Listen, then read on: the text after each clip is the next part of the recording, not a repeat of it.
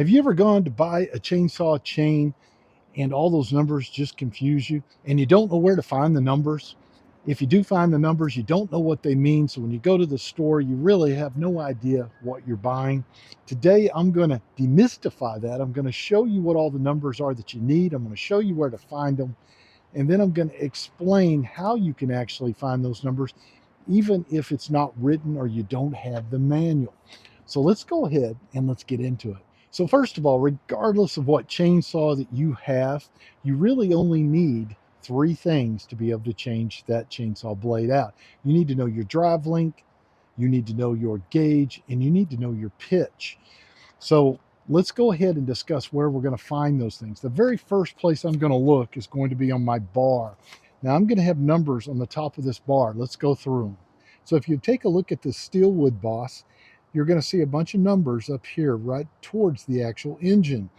And the very top number is going to give me the actual part number for the bar itself. I look underneath it and it says 18 inch. So this is an 18-inch bar, but that does not mean that all 18-inch chains are going to fit. I need to look at the next number, which is going to be the drive links, the 68X. That means that if I'm looking at the chain, all of these are going to be the drive links. And if you counted these all the way around, you are going to get 68 of those. The next number I'm going to be looking at is going to be the pitch number, which is right here. It's the 0.325. That's my pitch. That's very important. You've got to match that up as well. That has a lot to do with how it's going to fit the sprocket inside. The next thing I'm going to be looking for is this number, which is the 0.50, and that's going to be the thickness of the actual drive links. So if you were to measure these, they have to be able to fit inside of this little channel all the way around. Get it too big, it's not going to fit. It's going to be too tight and cause you clutch and motor problems. Get it too small and it's going to flop around. It should move freely.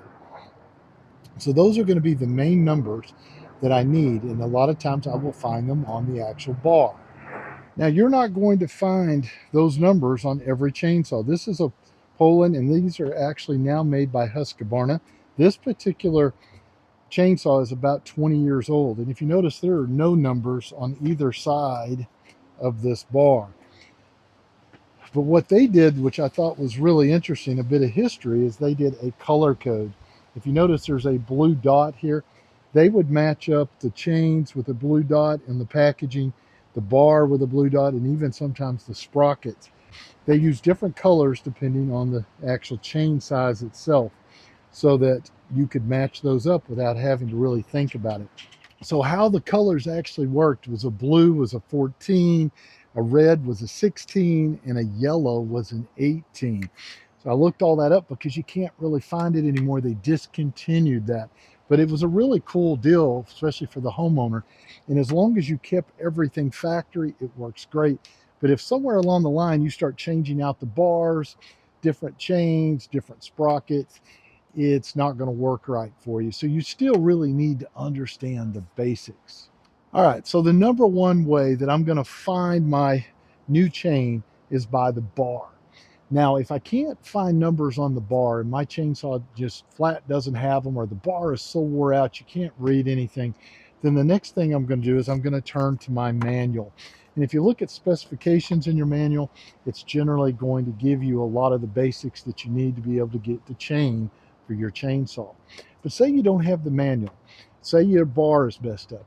The next place you can look is going to be the internet. Go to the actual manufacturer, do a search, and you can actually get a lot of those numbers online.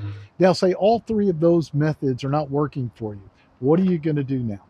What I'm going to do is I'm going to take my chainsaw, I'm going to pull the cover off, I'm going to loosen the tensioner, get the chain off, lay it on a surface that's nice and flat like this.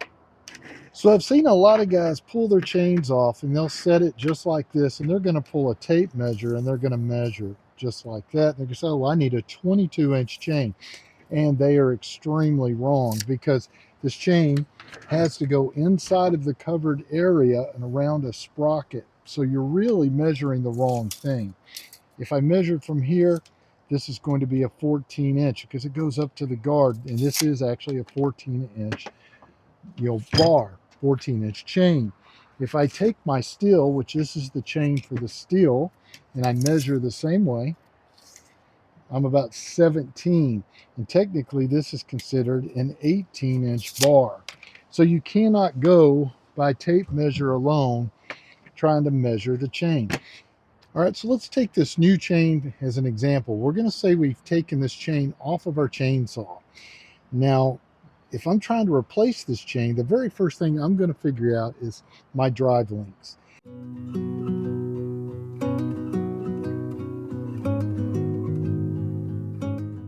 The drive links are going to be down here at the actual bottom, and I'm going to count these. Now, when you start just trying to count, it's easy to lose your count. So what I do is I will mark it with a couple of red dots on one of the drive links, and then I'll start from that one. I'll go 1, 2, 3, all the way around. I'll come back and stop at the last one before I hit the colors. In this case, this one is going to be 68 drive links. So that's the first number that I actually need. Now, the next number that I'm going to need is going to be the actual gauge.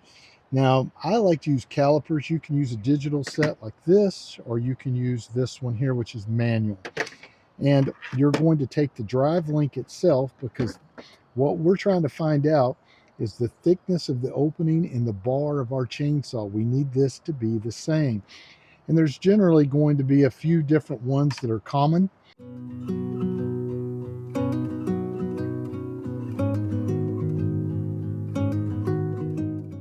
And you just need to find it. So I hold it up like that. I will make sure that this is on, make sure it's zeroed, and then I will go across it. This one is 0.04.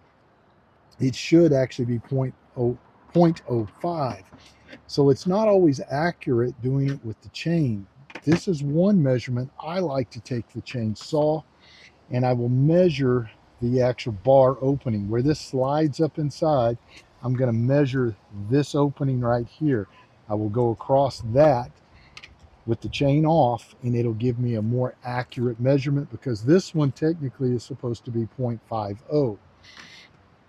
We know that because it was actually on the bar itself. So when you go to that stage, don't measure it on the chain, measure it on the bar. It's going to be a little more accurate. So that gives us number 2. The third thing and final thing we need is going to be the pitch. Now, how you find the pitch, you can use the same instrument if you like, and you measure between 3 rivets. So I'm going to measure from right in the center of one rivet over to the third rivet right here. Right now we're 0.62. And there is a chart that we use to actually convert those numbers. You can also use your tape measure. So I'm just going to take the steel guide to give you an idea. I would probably burn an inch, meaning that I start right in the center of an inch.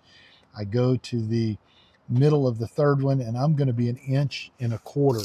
You're going to take that 1.25 inches, you're going to divide it by 2. It's going to give you a number, and you're going to use that same chart to get your actual gauge. That's the 3 things I need to know to get this chain replaced. So it's that simple to actually change out a chain, or find the numbers for the chain so that you can change it out, even if you don't have the numbers on the bar, even if you don't have the manual. Now, I know some of you are saying, well, that's great. You showed 2 of them really easy, but you said there's a chart on the third one, and I don't have that chart. Guys, if you'll go to my description, I'll send you a free PDF that not only walks you through changing out the chain and a lot of really, cool stuff that's going to make it easy for you in the future, but it gives you all of those charts, and it's 100% free. So be sure you check that out. Also, if you'd like to see how I change this chain out, I'm going to leave you the link so that you can see the full video. I'm going to take this chain and put it on here, and I'll show you how you set it, how you tension it, the correct way so you don't have problems. So guys, if you're not a subscriber, please consider subscribing. Ring that little bell. Matter of fact, hit it twice. You'll know about all my upcoming videos as I release them. And be sure you leave me a comment. I love reading the comments. And as always, guys, we'll see you on the next one.